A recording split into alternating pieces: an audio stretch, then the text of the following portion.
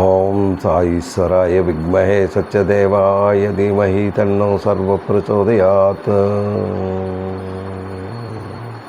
వక్రతుండమహాకాయే సూర్యకోటి సమప్రభా నిర్విఘ్నం కురు మే దేవ సర్వకాళేషు సర్వదా. గురుబ్రహ్మ గురుర్విష్ణు గురుర్దేవో మహేశ్వర గురు సాక్షాత్ పరబ్రహ్మ తస్మై శ్రీ గురువే నమః. ఓంకారం బిందు సంయుక్తం నిత్యం జాయంతి యోగినః కామదం మోక్షదం చైవ ఓంకారాయ నమో నమః. కరగ్రే వసతే లక్ష్మీకరమధ్యే సరస్వతీ కరమూలే తు గోవింద ప్రభాతే కరదర్శనం. హరిర్దాత హరిర్భోక్త హరిరన్నం ప్రజాపతి హరిర్విప్రా శరీరస్తు భుక్తే భోజేతే హరి. ఓంకారం బిందు సంయుక్తం నిత్యం జాయంతి యోగినః కామదం మోక్షదం చైవ ఓంకారాయ నమో నమః.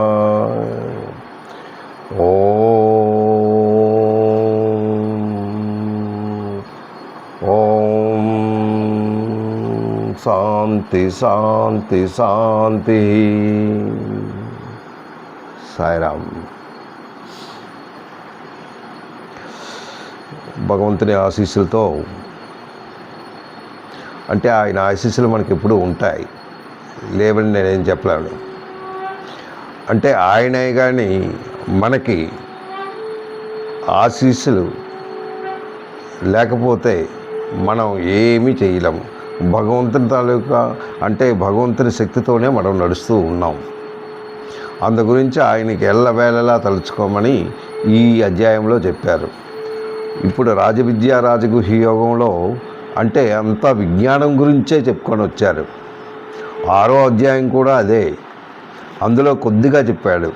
ఇందులో ఏంటంటే ఆ విజ్ఞానం ఎలాంటిది, ఆ విజ్ఞానం నువ్వు ఎలా నేర్చుకోగలవు, ఏ విధంగా ఉంటే నువ్వు నేర్చుకోగలవు, ఆ విజ్ఞానం అయిన తర్వాత నువ్వు ఏ విధంగా నీ తాలూకా ఫలితాలు ఏంటి, ఆ ఫలితం ప్రకారం నువ్వు ఎక్కడికి వెళ్తావు, నువ్వు ఈ జనన మరణ చక్రం నుంచి నువ్వు బయటపడడానికి అది ఒక్కటే కారణం. అందు గురించి ఇది కంపల్సరీ నువ్వు నేర్చుకోక తప్పదు. ఇది తప్పదు అని చెప్పలేదు, ఇది నేర్చుకో, ఇది చాలా ఇంపార్టెంట్. ఏంటి ఇదేంటే రాజవిద్య అంటే ఆ విద్య ఎలాంటిది, ఇది చాలా సులభమైనది, ఆ తర్వాత ఇది చాలా రహస్యమైనది.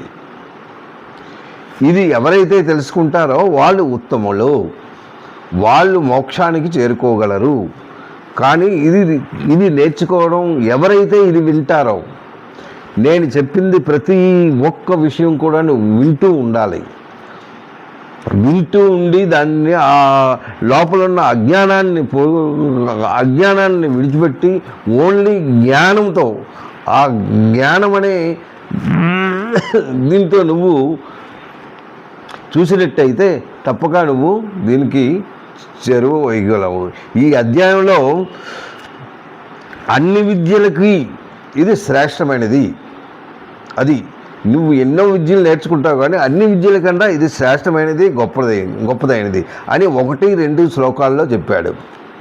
1-2 శ్లోకాల్లో ఇది చాలా శ్రేష్టమైనది, చాలా విలువైనది, దీన్ని నువ్వు తెలుసుకో. ఇది జ్ఞానం. ఇందులో శ్రద్ధ లేని వారికి మాత్రం వాళ్ళు నేను చెప్పింది ఏమీ అర్థం కాదు. దీని గురించి శ్రద్ధ ఉండాలి. శ్రద్ధ ఉంటేనే శ్రద్ధావాన్ లభతే జ్ఞానం తత్పర సంయతేంద్రియ జ్ఞానం లబ్ధా పరా శాంతి ఆచరణేది గచ్చతి. అది ఆ శ్లోకంలో మనకు చాలా చక్కగా మనకు వివరించాలి. ప్రతిదానికి ఇది శ్రద్ధ ఉండాలి. విశేష విజ్ఞానం అంటే ఇందులో భగవంతుడు ఏంటి మనకు చెప్పాడు అంటే మంచి విజ్ఞానం గురించే ఆయన చెప్పాడు. అంటే జ్ఞానం గురించే చాలా మట్టుగా అతను బోధించాడు. ఈ జ్ఞానాన్ని నీకు నేను చెప్తున్నాను. నీకు నేను చెప్పడానికి కారణం అంటే నీలో దోషబుద్ధి లేదు. ఎవరికైతే అసూయ అన్న బుద్ధి ఉంటుందో, ఆ అసూయ ఎవరికైతే వాళ్ళకి ఆ గుణం ఉంటుందో, ఆ అసూయ ఉన్న వాళ్ళు ఇది తెలుసుకోలేరు. ఇది తెలుసుకోలేనిచో భగవంతుని తాలూకా తత్వం మీకు ఏమీ అర్థం కాదు. ఈ భగవంత్ తత్వం నువ్వే కానీ తెలుసుకోకపోతే నువ్వు దానికి రీచ్ అవ్వలేవు. ఇది అక్కడ చెప్తున్నది. అయితే నీకు ఎందుకు దీని గురించి నేను చెప్తున్నాను, 6వ అధ్యాయం కూడా నేను చెప్పాను. ఇది మళ్ళీ నీకు ఇప్పుడు చెప్పడానికి కారణం ఏంటంటే నీలో అజ్ఞానం ఉంది కనుక ఆ అజ్ఞానం పోతే కానీ నీవు జ్ఞానస్తుడు అవ్వలేవు. నీవు ఒక గురువుగా నేను చెప్తున్నాను. ఈ అధ్యాయంలో పరమాత్ముడిని నువ్వు ఎలా తెలుసుకుంటావో నీకు ఇక్కడ ప్రతిదీ బోధించాను. పరమాత్ముడు అంటే ఎవరు? అతనే శక్తివంతుడు, అతనే కారణకర్త, ఆయనే సృష్టికర్త, ఆయనే లయకర్త, అన్నిటికీ కారణమయుడు ఆయనే అనేసి ఇక్కడ చాలా చక్కగా అతను వివరించారు. ఈ వివరణ తర్వాత ఏంటి ఏకాగ్రత అంటే, నువ్వు దీనికి వెళ్ళాలంటే నువ్వు ఎలా చేయాలి? ఏకాగ్రత ఉండాలి. ఏకాగ్రతగా నువ్వు భగవంతుడిని నువ్వు కొలవాలి. అంటే ఏకాగ్రత ఎలా వస్తుంది అంటే నీకు వేరే చింతన ఏమీ ఉండకూడదు. అనన్య చింతన ఏమీ ఉండకుండా, నువ్వు వేరే చింతన లేకుండా ఒక్క భగవంతుని మీదే నువ్వు జ్ఞానం కలిగి ఆ భగవంతుని స్మరించుకొని ఆ భగవంతుని ప్రార్థించుకుంటూ ఆ భగవంతుని కొలుచుకుంటూ ఉన్నట్టయితేనే నువ్వు అక్కడికి చేరుకోగలవు. ఈ అధ్యాయంలో చాలా మట్టుకు జ్ఞానం గురించే నీకు బోధించారు. అంటే నీకు జ్ఞానం ఉంటే కానీ పరమాత్మని తెలుసుకోలేవు. ఈ అధ్యాయంలో ఏంటి చెప్పాడు అంటే ఏకాగ్రతలో భగవంతుని ఎలా కొలాలి అనేసి ఇతను చాలా చక్కగా, అంటే ఆ భగవంతుని కొలువుటలో నీలో ఏకాగ్రత ఎలా ఏర్పడుతుందో అది చెప్పాడు. ఇది చాలా రహస్యమైనది. ఈ ఏకాగ్రత కావాలి అంటే నీకు అనన్య చింతన లేకుండా ఉండాలి. అంటే నీకు నేను చెప్తున్నాను అంటే ప్రపక్ష్యామి అన్నాడు. ప్రపక్ష్యామి అంటే నేను నీకు చెప్తున్నాను. అసూయ అన్న దోషం లేకుండా ఉన్నట్టయితేనే ఇది ఎవరైనా అర్థం చేసుకోగలరు. మాత్రం అంటే 0.00001 అన్న అసూయ ఉన్నన్ను దీన్ని అసలు తెలుసుకోగలరు. ఈ ఉపదేశాన్ని వినే అంటే దాన్ని అర్థం చేసుకోగల శక్తి అసలు వాళ్ళకి ఉండదు. అందుచేత ఈ ఆత్మవిద్య నీకు నేను చెబుతున్నాను అనేసి పరమాత్ముడు చాలా చక్కగా ఇది బోధించాడు. నీలో అజ్ఞానం అన్నది లేకుండా జ్ఞానం, ఆత్మవిద్య చాలా విలువైనది. ఇది ఏదైతే నేను చెప్తున్నానో దాన్ని ఎవరైతే అర్థం చేసుకుంటారో వాళ్ళు ధన్యులు. ఎవరికైతే అర్థం కాలేదో వాళ్ళు అసూయ అశ్రద్ధ దానితో బాధపడుతూ వాళ్ళు ఇంకా మరి భగవంతుని తెలుసుకోలేరు. వాళ్ళకు అసురు భావనతోనే కిందకు వెళ్తారు అనేసి దానివలన అది చాలా ప్రమాదము అనేసి మొత్తం ఈ శ్లోకాల్లో ఆయన చాలా చక్కగా చెప్పాడు. ఇందులో మొత్తం 34 శ్లోకాలు ఉన్నాయి. మనం 34 శ్లోకాలు చాలా చక్కగా చెప్పుకున్నాం. ఇప్పుడు ఓన్లీ ఏంటంటే ఈ శ్లోకాలు ఏంటి, భగవంతుడు మనకి ఏం చెప్పాడు అన్నది నేను ఒకసారి ఇది చాలా అతి వేగంగా నేను కంప్లీట్ చేస్తూ మీకు ఇది నేను చెప్తాను. ఇందులోపల 1-2 శ్లోకాలు ఏంటంటే జ్ఞాన విషయం గురించే ఆయన చెప్పాడు. ఆ తర్వాత ఇది 2 నుంచి అంటే మొత్తం 1 నుంచి 6 శ్లోకాలు మొత్తం ఉన్నాయి. ఈ 6 శ్లోకాలు ఓన జ్ఞానం గురించే చెప్పాడు. తర్వాత 10 వరకు ఈ మొత్తం జగత్తు ఎలా ఉంటుంది ఏంటి అనేసి 7 నుంచి 10 శ్లోకాల వరకు చాలా చక్కగా వర్ణించాడు. నెక్స్ట్ 11 నుంచి 15 వరకు అసురీ భావనలో ఉన్న వాళ్ళు ఎలా ఉంటారు, వాళ్ళ తాలూకా తత్వం ఎలా ఉంటుంది, వాళ్ళు ఏ విధంగా ఉంటారు, వాళ్ళు ప్రవర్తన ఎలా ఉంటుంది, ఆ ప్రవర్తనలో వాళ్ళ జీవితం ఎలా కొనసాగుతుంది అనేసి అక్కడ 11 నుంచి 15 వరకు చెప్పాడు. 16 నుంచి 16 నుంచి 19, 16, 17, 18, 19 ఈ 3 శ్లోకాల్లో భగవంతుని గురించి వర్ణన, ఆయన ఎలా ఉంటాడు, ఆయన తాలూకా తత్వం ఏంటి, ఆయన ఎలా ప్రవర్తిస్తున్నాడు అన్న భావనతో ఆయన చెప్పాడు. ఆ తర్వాత 25వ శ్లోకం నుంచి 25వ శ్లోకం వరకు ఎవరైతే ఉపాసనలు చేస్తున్నారో, ఎవరైతే భగవంతుని పూజలు పునస్కారాలు చాలా పవిత్రంగా, చాలా నమ్మకంగాను, చాలా శ్రద్ధగా భగవంతుని కొలుస్తున్నారో వాళ్ళ తాలూకా వర్ణన, వాళ్ళు ఎలా కొలుస్తున్నారు ఏంటి దాని తాలూకా వర్ణన మాత్రం చెప్పాడు. అయితే ఈ ఉపాసన తాలూకా ఫలాలు 20 నుంచి 25 వరకు ఆయన చెప్పారు. 26 నుంచి 34, మొత్తం 34 శ్లోకాలు నేను మీకు చెప్పాను. ఈ 34 శ్లోకాలు భక్తి యోగం అంటే ఏంటో, ఆ 26, 27, 28 అంటే మొత్తం 8 శ్లోకాలు ఓన్లీ భక్తి. అంటే భక్తితో ఉన్నవాడే భగవంతుని చేరుకోగలడు, లేకపోతే చేరుకోలేడు అన్న భావనతో మొత్తం 34 శ్లోకాలు మనకు అందించారు. ఈ 34 శ్లోకాలు నేను ఒక్కొక్కటి చాలా జాగ్రత్తగా చెప్తాను. మీరు ఓన్లీ శ్లోకము దాని తాలూకా మీనింగు ఏంటి భగవంతుడు చెప్పాడు. 1వ శ్లోకం శ్రీ భగవాన్ వాచ, ఇదంతా భగవంతుని తాలూకా వాచే. అంటే భగవంతుడు చెప్తున్నాడు. ఎవరికి చెప్తున్నాడు? కృష్ణుడికి. అది కృష్ణుడికి కాదు, అది మనకు కూడా వర్తిస్తుంది. మనం కూడా చాలా జాగ్రత్తగా అసూయభావం లేకుండా చాలా శ్రద్ధగా మనం విన్నట్టయితే, అంటే ఇంకొక ఆలోచన లేకుండా ఓన్లీ భగవంతుని చింతన మీదే మీ మైండ్ పెట్టి అదే కానీ మనం విన్నట్టయితే మనం సక్సెస్ అవుతాం. అది ఇక్కడ చెప్పిందనమాట. ఏంటి అనేసి అంటే శ్రీ భగవాన్ వాచ మొట్టమొదటి శ్లోకంలో అదే మొత్తం 34 శ్లోకాలు భగవంతుడే శ్రీకృష్ణుడు చెప్పిన శ్లోకాలు, ఒక్కటి కూడా లేదు. మొత్తం 34 శ్లోకాలు ఆయన చెప్పాడు. ఇదం తుదే గుహ్యం తమం ప్రపక్ష్యామి అనసూయవే జ్ఞానం విజ్ఞాన సహితం యజ్ఞాత్వమోక్షసే సుభాత్. ఓ అర్జున, నీకు నేను ఇది ఎందుకు చెప్తున్నాను అంటే, నీలో దోష దృష్టి ఏమాత్రం లేదు కనుకే నీకు నేను చెప్తున్నాను. నీకు ఏమాత్రం దోష దృష్టి ఉన్నట్టయితే నేను నీకు ఇది చెప్పినా నీకు అది అర్థం కాదు. అంటే చెవిటివాడి చెవిలో శంఖం ఊదినట్టే అవుతుంది. అందు గురించి నీకు దోష దృష్టి చాలా తక్కువ కనుక, నీలో అసూయ చాలా తక్కువ కనుక, అసూయభావం లేదు కనుక నేను నీకు ఈ పరమ గోప్యమైన విజ్ఞానాన్ని నీకు నేను చెప్తున్నాను. ఇది మరొకసారి చెప్తున్నాను. ఎందుకు అంటే ఇది అర్థం కావడం చాలా కష్టము. ఎవరైతే జ్ఞానవంతులో, ఎవరైతే శ్రద్ధగా వింటారో వాళ్ళు ఇది తెలుసుకోగలరు. నీవు ఎప్పుడైతే ఇది తెలుసుకుంటావో ఈ దుఃఖమనే ఈ సంసార సాగరం నుంచి నువ్వు బయటపడతావు. అర్జునుడికి చెప్తున్నాడు, నువ్వు మానవ జీవితం ఎత్తావు, మానవ జీవితంలో శరీరం తీసుకున్నావు, కానీ దుఃఖసాగరంలో ఉన్నావు.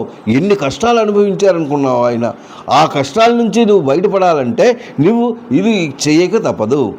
ఆయనకే కాదు ఎవరికైనా అది తప్పదు అనేసి 1వ శ్లోకంలో చెప్పాడు. 2వ శ్లోకంలో రాజవిద్యా రాజగుహ్యం పవిత్రమదముత్తమం ప్రత్యక్షవగమం ధర్మం ససుఖం కర్తం అవ్యయం. చూడండి, రాజవిద్యా రాజగుహ్యం, అన్ని విద్యల కన్నా రాజవిద్య రాజగుహ్యమైనది. ఈ విద్య చాలా గొప్పది. ఇది పరమాత్మ తత్వజ్ఞానము, అన్ని విద్యల కన్నా చాలా గొప్పది. ఇది చాలా ముఖ్యమైనది, ఇది పవిత్రమైనది, ఉత్తమమైనది, ధర్మయుక్తమైనది, ప్రత్యక్షంగా ఫలాన్ని ఇచ్చినది. దీన్నే కానీ ఎవరైతే సాధన చేస్తారో అతి సులభంగా భగవంతుని చేరుకోగలరు అనేసి ఈ శ్లోకంలో 2వ శ్లోకంలో మనకు అప్పచెప్పారు. తర్వాత 3వ శ్లోకంలో ఏంటన్నాడు? ముందు అశ్రద్ధ అన్నాడు. అంటే శ్రద్ధ లేనివాడు. అశ్రద్ధదాన పురుష ధర్మస్య అస్య పరంతప అప్రాప్య మాం నివర్తంతే మృత్య సంసార వర్తుణి. అంటే ఎవరైతే 1 నుంచి 6 శ్లోకాలు చెప్పాడనమాట. ఎలా వింటాలో చెప్తున్నాడు. ఎవరైతే దీని మీద విశ్వాసం లేదో, ఈ ధర్మం గురించి, ఈ మార్గాన్ని గురించి నేను చెప్తున్నాను, అదే కానీ విశ్వాసం, ఒక నమ్మకం అన్నది లేనిచో ఇది మీకు అర్థం కాదు. నీవు ఎప్పుడైతే అర్థం అవ్వదో, అంటే ఈ ధర్మ మార్గాన్ని నేను ఏదైతే చెప్తున్నానో నీకు అర్థం కాకపోతే నువ్వు నన్ను పొందలేవు. You are not able to reach to me. So you have to read, you have to learn, you have to understand every word and everything. These slokas which I am telling, the word is very important for jnana. When everybody is having ajnana, so with ajnana only all are living. So you must clean your ajnana. When your ajnana will go away, then jnana will come. అది ఇక్కడ చెప్తున్నాడు. వారు ఎవరైతే అజ్ఞానం లేదో they will not, అంటే ఈ మృత్యువు నుంచి బయటపడలేరు. సో ఈ కాలచక్రంలో మీరు పడిపోతారు. ఈ కాలచక్రం అంటే పుట్టుక చావు, చావు పుట్టుక, పుట్టుక చావు. ఎందుకంటే ఇది కాలచక్రం. ఇది ఇలాగ ఈ కష్టాలు సుఖాలు ఇవే అనుభవిస్తారు. వీటిల్లోనే నీకు సుఖం ఉందనుకున్నావు. బాహ్య దృష్టితో చూసినట్టయితే ఇది మహా ఆనందం అనుకుంటావు, కానీ ఇది ఆనందం కాదు. ఎక్కువగా చలేస్తే మన శరీరం తట్టుకోదు, ఎక్కువగా వేడి ఉంటే శరీరం తట్టుకోదు, వర్షం పడితే శరీరం తట్టుకోదు. దీనికి అన్నిటికన్నా మనకి గూళ్ళు కావాలి. ఒకట ఎన్నో బాధలతోనే సతమతం అవుతూ ఉంటుంటారు. ఇది 3వ శ్లోకం. 4వ శ్లోకంలో ఏం చెప్పాడు అనేసి మనం గ్రహించుకుందాం. 4వ శ్లోకంలో మయా అంటే నా చేత, తత్మిదం సర్వం జగద్వ్యక్తమూర్తినా మత్స్థానే సర్వభూతాని నచ అహం లేశ అవస్థితః. చూడండి, నా చేతనే ఈ జగత్తంతయు ఉన్నది. 4వ సంవత్సరంలో అతను చెప్పేశాడు. ఈ జగత్తు ఉండడానికి కారణం ఏంటంటే నేనే. ఈ జగత్తుని సృష్టించిన వాడిని నేనే. జగత్తులో ఉన్న ప్రకృతిని సృష్టించిన వాడిని నేనే. ఈ ప్రకృతిలో ఉన్న పంచభూతాలు సృష్టించిన వాడిని నేనే. ఈ పంచభూతాలు లేకపోతే మానవుడు జీవించలేడు అనేసి ఇక్కడ చెప్తున్నాడు. అంటే జలాన్ని సృష్టించాడు, మంచుని సృష్టించాడు, ఆకాశాన్ని సృష్టించాడు. ఇవన్నీ ఈ ప్రాణులన్నీ నా సంకల్పంతోనే. ఎన్నైతే కొన్ని కోట్ల ప్రాణులు ఉన్నాయి ఇక్కడ, ఈ కోట్ల ప్రాణులు అన్నీ నా వల్లనే ఉన్నది, నా యందే అంతర్గతమై ఉన్నవి. కానీ నేను వాళ్ళతో ఉండను. Just I'm seeing, I'm the third person. I will not interfere. Whatever you want to do, you do it. Just I am observing. కానీ సృష్టించిన వాడిని నేనే. కానీ వాళ్ళు చేసే కర్మకి, వాళ్ళు చేసే పనులకి నేను కారకుడిని కాదు అనేసి ఇందులో మయాతత్మిదం సర్వం జగద్వ్యక్త మూర్తిన అంటే ఈ పరబ్రహ్మ స్వరూపం. ఈ జగత్తు యత్స్థాని సర్వభూతాని, ప్రాణులన్నీ నాయందే అంతర్గతమై ఉన్నాయి అంటున్నాడు. మత్స్థాని సర్వభూతాని నచ అహం లేస అవస్థిత, వాటి యందు నేను ఉండను అనేసి ఇక్కడ చెప్తున్నాడు. నెక్స్ట్ 5వ శ్లోకంలో ఏంటి చెప్పాడు? నచా, అక్కడ స్టార్టింగే నచా, నా యందు స్థిరంగా ఉండాలి. నువ్వు స్థిరంగా లేవు. నచ మత్సాని భూతాని పశ్యమే యోగమైశ్వరం భూతభృన్నచ్చ భూతస్థో మమాత్మభూత భవానః. ఇది భవానః అంటే సృష్టి. ఈ సృష్టి ఈ ప్రాణులన్నీ నాలో స్థిరంగా, అంటే ఈ ప్రాణులన్నీ ఏవైతే నా గురించి చింతన చేస్తాయో అవే నాతో ఉంటాయి. మీరు ఇంకా నాతో ఉండవు. వాళ్ళు ఇంకా నా దగ్గరగా రాలేరు, వాళ్ళు దూరంగానే ఉంటారు. ఎందుకు అంటే they are not entitled to come with me, to reach with me. To touch with me, to talk with me, to see with me, nothing, no worry at all అని చెప్తున్నాడు. ఈ ప్రాణులన్నీ నా స్థిరముగా అంటే అవి అవి నా వాటి మట్టుగా ఉన్నాయి. What you want to see అంటే నువ్వు ఉన్నావు, నువ్వు జీవంలో ఉన్నావు, నువ్వు ఈ ప్రపంచంలో ఉన్నావు, ఈ ప్రపంచంలో ప్రాణిగా ఉన్నావు. What you are seeing? You are seeing the pictures. నువ్వు సీనరీస్ చూస్తున్నావా, నువ్వు పుస్తకాలు చూస్తున్నావా, లేకపోతే వస్తువులను చూస్తున్నావా? What you are seeing? You can see. కానీ భగవంతుని ఎక్కడున్నాడో అది నువ్వు చూసుకో. ఆ భగవంతుడు ఏ వైపు ఉన్నాడు, ఎక్కడున్నాడు, ఏంటి అని నువ్వు ఆలోచనలో ఉండాలి అనేసి ఇక్కడ చెప్తున్నాడు. ముందు ఆ ఈశ్వరుని తాలూకా యోగశక్తి ఏంటి నువ్వు చూసుకో. ఈ భూతములన్నీ సృష్టించింది మాత్రం నేనే. నేను ఓన్లీ ఆత్మ. అంటే వాళ్ళు ఆత్మతో ఉన్నారు, శరీరం కానీ ఆ శరీరమే గొప్ప అనేసి అనుకుంటున్నారు. కానీ వాళ్ళ ఆత్మ వేరు, ఆ ఆత్మ వేరు. అది నువ్వు తెలుసుకో. ఆత్మ అంటే ఏంటో తెలుసుకో, శరీరం అంటే ఏంటో తెలుసుకో. ఈ శరీరము ఆత్మ. ఆ తర్వాత మనస్సు అంటే ఏంటో తెలుసుకో. ఈ మనస్సును భగవంతుని వైపు ఎలా లగ్నం చేయాలి అనేసి నువ్వు తెలుసుకో అనేసి దీంట్లో చెప్తున్నాడు అనమాట. ఏంటి 5వది. ఇంకా 6వ శ్లోకం వరకు భగవంతుడు దీని గురించే చెప్పాడు. యదా ఆకాశ స్థితి నిత్యం.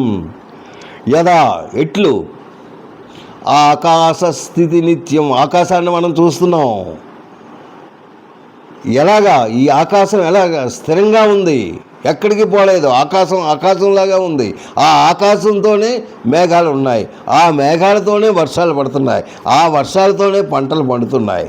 ఇది యదా ఆకాశ సహ నిత్యం, నిత్యం నిరంతరం.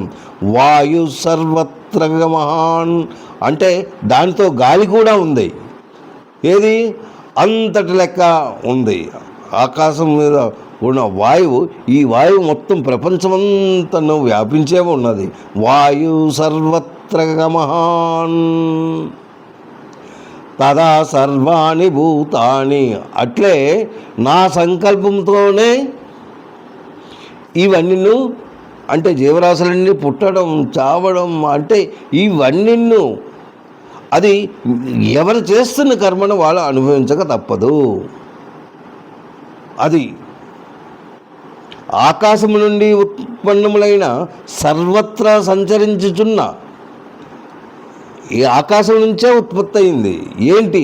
ఆకాశం నుంచే ప్రకృతి ఉంది. ఈ ప్రకృతి లేకపోతే అసలు సృష్టి లేదు. ఈ ప్రకృతి ఎక్కడి నుంచి వచ్చిందంటే ఆకాశం నుంచే. ఈ ఆకాశం నుంచే సర్వత్రా సంచరించి ఉన్న అంటే సర్వత్రా మొత్తం ప్రపంచమంతా వ్యాపే ఉన్నది. ఎక్కడైనా అది ఆగిపోతే అక్కడ మరి ప్రపంచమే లేదు, జీవి కూడా లేదు. ఈ వాయువు సర్వదా ఆకాశం నుండే స్థితమై ఉంటుంది. అట్లే నాకు సంకల్పం ద్వారా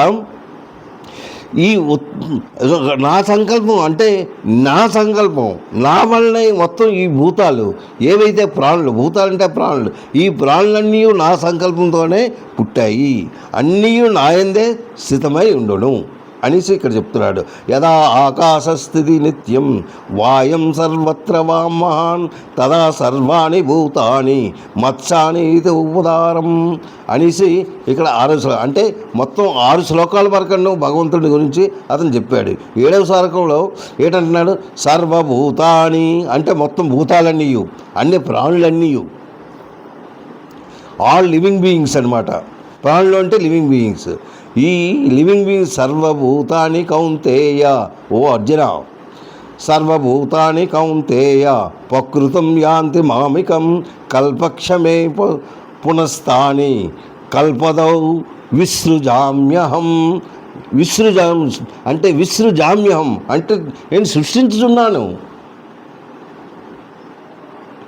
ఏంటి సృష్టించుతున్నాను? మొత్తం లివింగ్ బీయింగ్స్ ఏవైతే ప్రాణులతో ఉన్నాయో మొత్తం లివింగ్ బీయింగ్స్ అని నిన్ను జస్ట్ నేను సృష్టించాను. ఓ కౌంతేయ, మొత్తం కల్పాంతం. అంటే కల్పాంతం అంటే ఏంటి? భగవంతుడు అన్నమాట. అంటే బ్రహ్మ ఈ బ్రహ్మ తాలూకా ఎక్కడున్నాడు బ్రహ్మ? ఆ బ్రహ్మదే కల్పాంతం అన్నమాట. ఆయన ఎన్ని రోజులు జీవిస్తున్నాడు? మీకు ఇది మరి బ్రహ్మ తాలూకా టైమ్స్ నేను చెప్పాను. బ్రహ్మ ఎలా ఉంటుంది, దేవతలు ఎలా ఉంటారు, తర్వాత మానవులు ఎలా ఉంటారు, ఈ మానవులకు ఉన్న టైమింగ్స్ ఏంటి?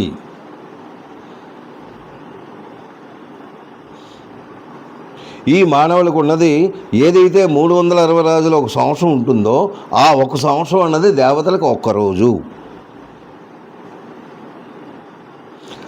అలాంటి ఒక్కరోజు 360 అంటే అన్ని సంవత్సరాలు అయితే అతనికి ఒక పూట. అలా క్యాల్కులేషన్ చేశాడు. ఆ క్యాల్కులేషన్ చేస్తే ఆయనకి 100 సంవత్సరాలు. అంటే ఎన్ని సంవత్సరాలు అంటే 42 లక్షల సంవత్సరాలు మొత్తం ఆయన జీవన. అంటే ఒక నైటు అలాంటివి ఎన్ని సంవత్సరాలు ఉంటాడో అంటే ఆ శ్లోకాల గురించి నేను అన్నీ క్లుప్తంగా చెప్పాను. మళ్ళీ నేను అటు వెళ్తే నేను ఇది చెప్పలేను.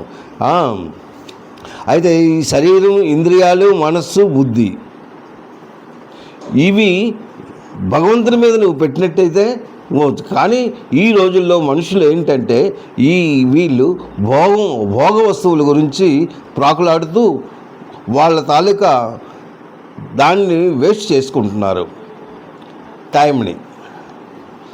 ఆ వస్తువుల మీదే ప్రేమ ఉంది, ఆ వస్తువులే ఇంపార్టెంట్, ఆ వస్తువులు లేనిదే ఉండలేము, ఆ వస్తువులే కావాలి అన్న సంకల్పంతో వాళ్ళు ఆ కోరికలను పెంచుకుంటూ వాళ్ళు ముందుకు నడుస్తూ ఉన్నారన్నమాట. అది సమస్త జగత్తుకు కారణభూతమైన ఏంటి ఇది? ఈ సమస్త జగత్తుకు కారణభూతం ఏంటి? ప్రకృతి. అందుకే ఇక్కడ ప్రకృతి యాంతి మామికాం, నేను సృష్టించిన ప్రకృతే. కల్పక్షయే పునస్తాని అంటే ఇది ఏదైతే ఈ కాలం ఉందో నీ తాలూకా టైం ఏంటి? You are for 70 and 80 years only, అంతకన్నా